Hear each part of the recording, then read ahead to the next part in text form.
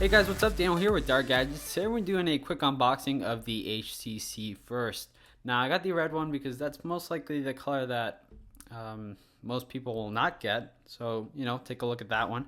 This cost me $450 at AT&T unsubsidized, and it is $100 if you do get a contract. Nothing too special, Facebook Home, HTC first, blah, blah, blah, some logos.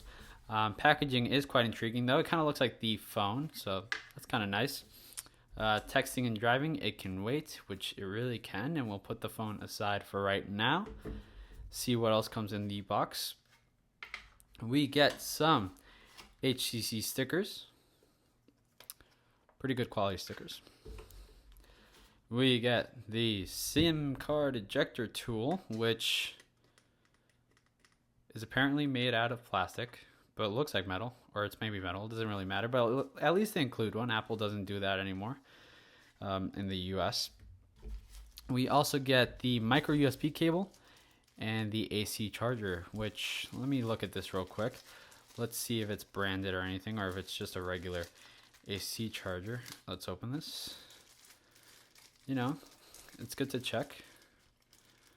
HTC. Okay, so it's not a Facebook brand or anything. It's just an HTC AC charger. Okay, let's move on, Daniel. Let's move on. Yep, we will move on. I'm sorry. All right, now let's take a look at the phone. Boom, boom, boom. Focus up. Let's take the phone out of here. And voila.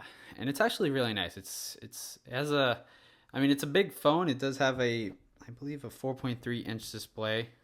So it's larger than the iPhone 5 by a good amount.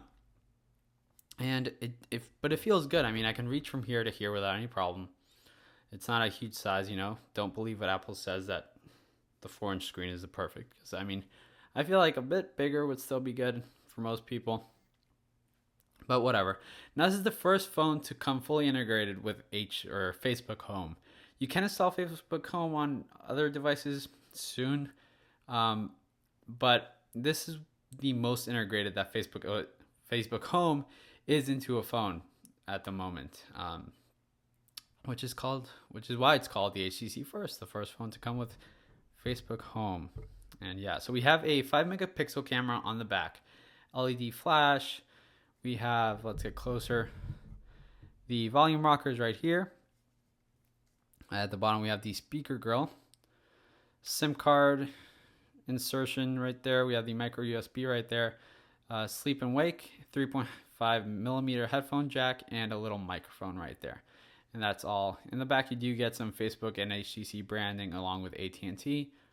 But yeah, here we go. This is the lock screen. This is the main screen. So when you turn on the phone every single time, right there, you will see your friends' faces pop out of nowhere. And they're horrible pictures every time you turn on your phone. Which for me, I would hate this phone because of that. But luckily, you can just turn Facebook Home off and use it as a regular standalone Android device. Now this does have Android 4.1.2, so it's not the latest version of Android. But it's still a great version. Hopefully they'll update that in the future though. So you see they have, regular, you get your widgets, you get, it's your regular Android array. It's full stock Android. Nothing right here is laid on top. Although you can still, for Messenger and stuff, you can still use the chat heads and pull them around and bring them to the front and stuff. Even though Facebook Home is off because it's completely different things. You can also always go back and put it back on there and it'll be there and take over your whole UI. Now, let me sign in real quick so I can show you this. All right, so here is Facebook Home. Now, this is my Facebook profile, and any moment now someone's going to pop up a terrible picture. But we can drag this around and we can go into apps, we can go into Messenger and Launcher, and we can just go into apps. It's going to bring this up, or you could also just bring it up regularly. But yeah, this is kind of like the most used apps or your most, favorite apps or whatever. You can scroll to the left and then scroll down and see all of your apps. And you do still have the option for, searching Google. So you can say whatever you want. You can be like, what's the weather? It's 79 degrees and clear in Austin. All right, and you can see it works perfectly fine. So I mean, all those features, I mean, you still have pure Google here. I mean, don't think that they're changing it up too much like HTC Sense does. You still have the option to use full Google here, which is the good thing, because I really don't like people's faces popping up out of nowhere. For a quick size comparison, here's my iPhone 5. And we can just see the size difference here. And the screen is obviously slightly larger, and the overall footprint is larger, but it doesn't really feel that big, since it kind of goes in slightly from the sides, and it just fits nicely in your hand. So yeah, again, it's a mid-range device, and a perfectly suitable and capable Android smartphone. Now, if you're very social and friendly with people, then this might be a perfect device for you. But for those who can't stand people most of the time, then this is just, one of the worst devices to come out. But the device itself is good. I mean, it's just Facebook Home, which can be taken off. But then for the same price, you can also get other Android smartphones which do the same thing and are slightly better in specs. But yeah, other than that, thank you guys for watching.